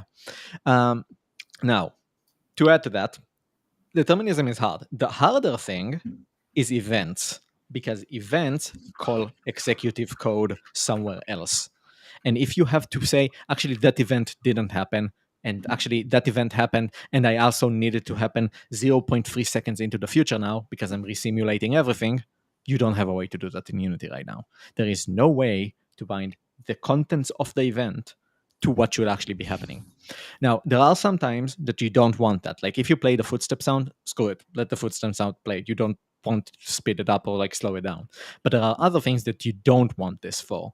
For example, if you have an effect that begins playing and you don't want it to happen, like on my client, I crossed the racetrack first, so the race finish line pops confetti for me.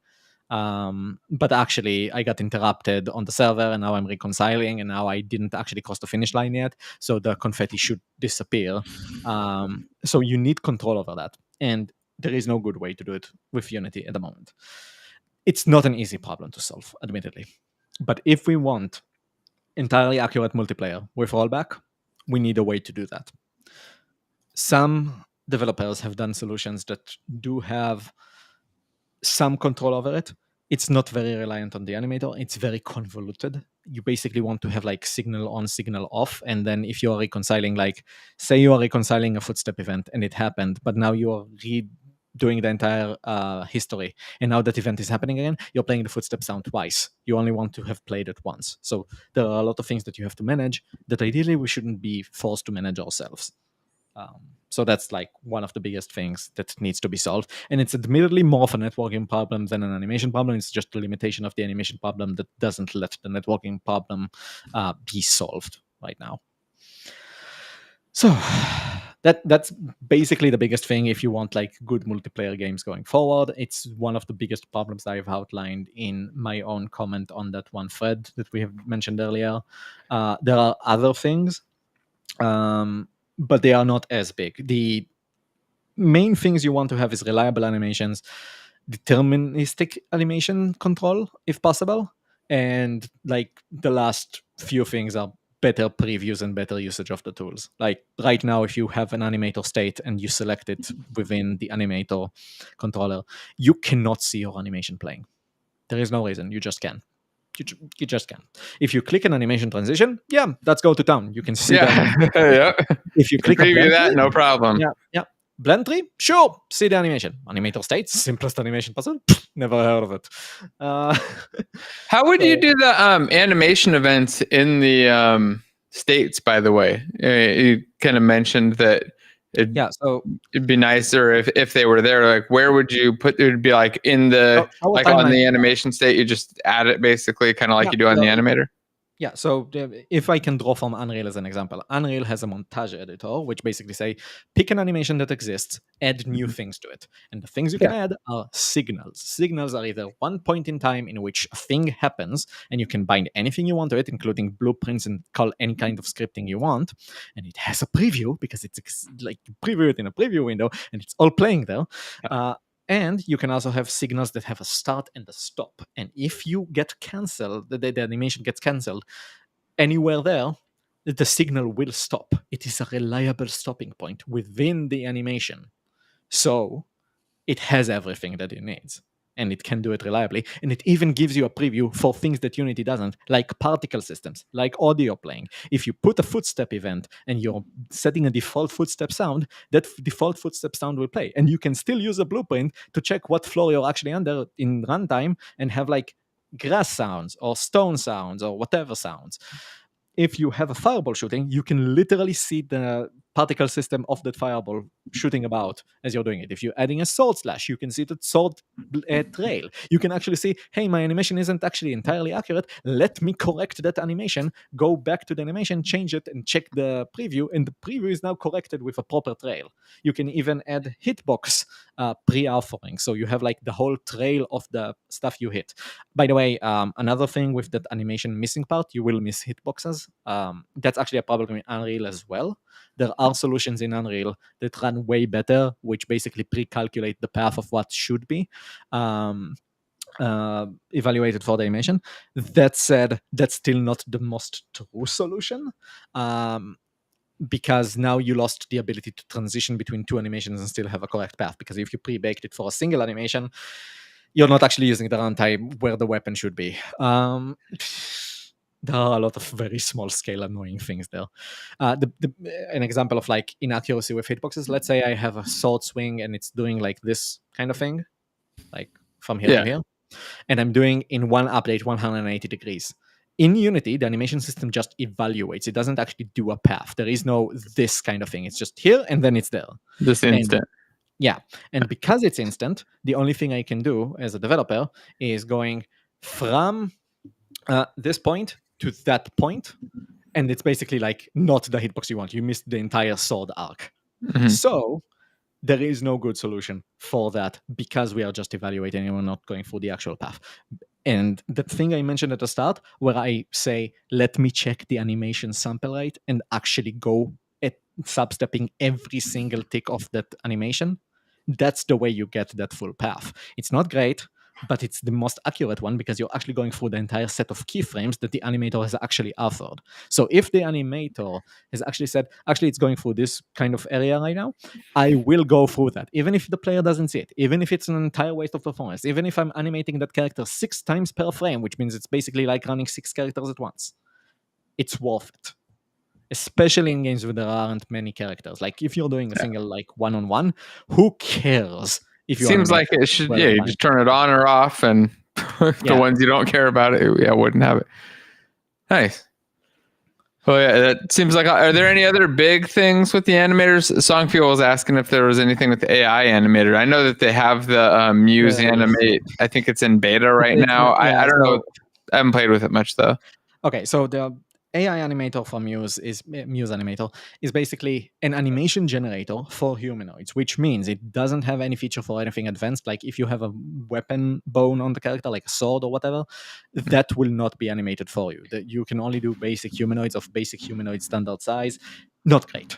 The animations aren't accurate. Not great. There are a lot of problems with it. I don't recommend it right now. It's too early. As for can you use timelines to approximate montages in Unity? Yes. So timeline is a visual editor in which you can drop signals into. They can be either instant or you can have a track range for them and you can do a lot of stuff with that. That's good. Except the timeline animation track specifically is designed for cutscenes, which means it's not good for a lot of dynamic tasks, such as I want to play an interruptible animation, such as I want to play an animation relative to the spot at which my character is standing, and not grounded to the entire world 000.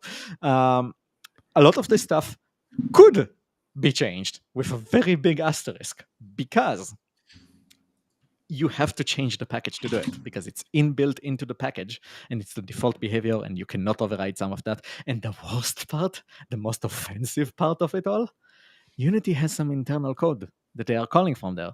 And you could not call internal code from packages by default because it's internal code, but it's internal exposed to. There is an attribute in C# in which you can say internal exposed to assembly path.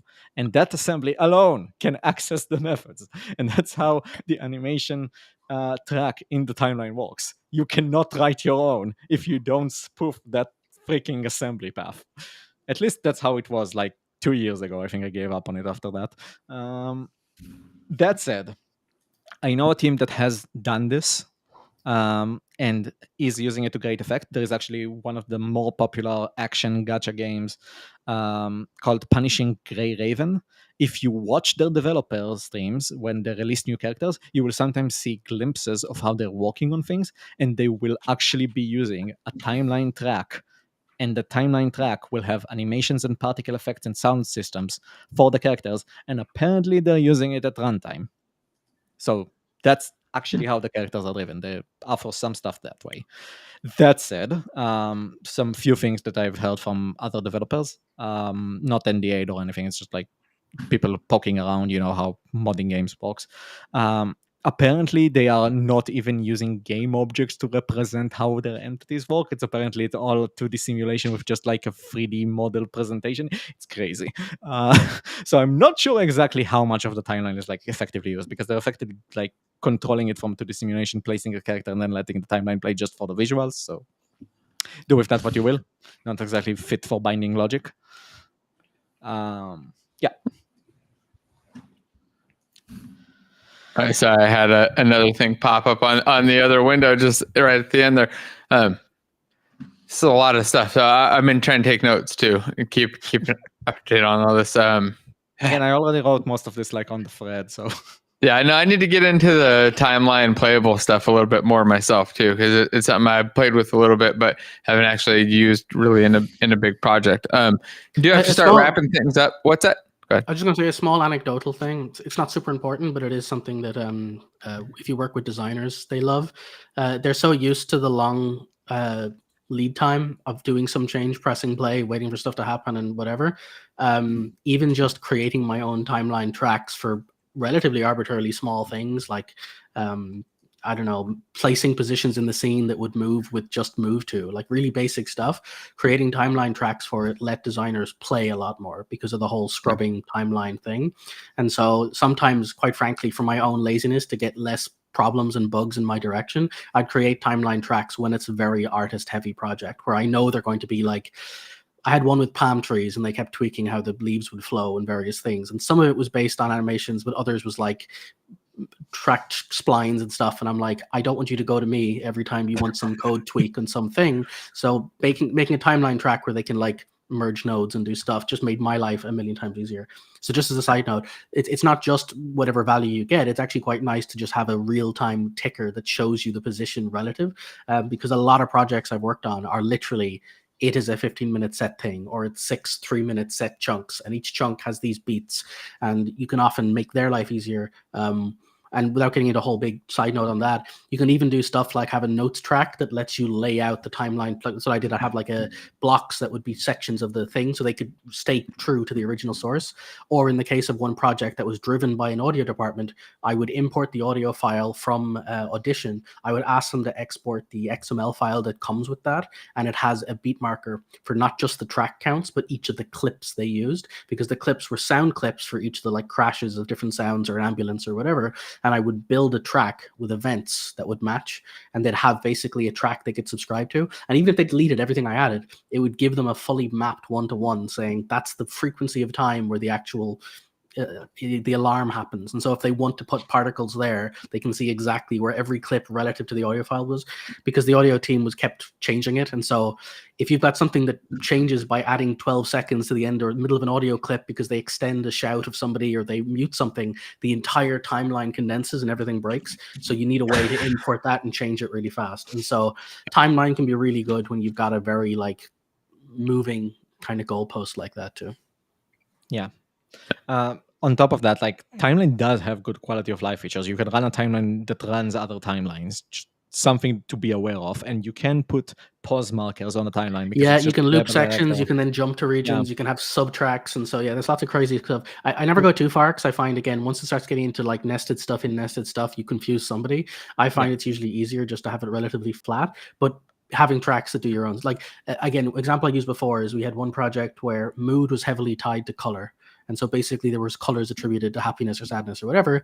And as again, I don't want to be dealing with that. And so I had a mood track, and a mood track had mood clips. Mood clips had you pick a mood, and then they could cross blend the moods, and they could choose when a mood changes. And then I would just have a master collection of colors, and I could change them. And if they said they wanted different colors, they don't have to tweak things. They can just say, swap the moods, and I'll figure out that stuff myself. Yeah. One more thing about the timeline. I don't consider it to be part of the animation system. It's more like a thing built on top.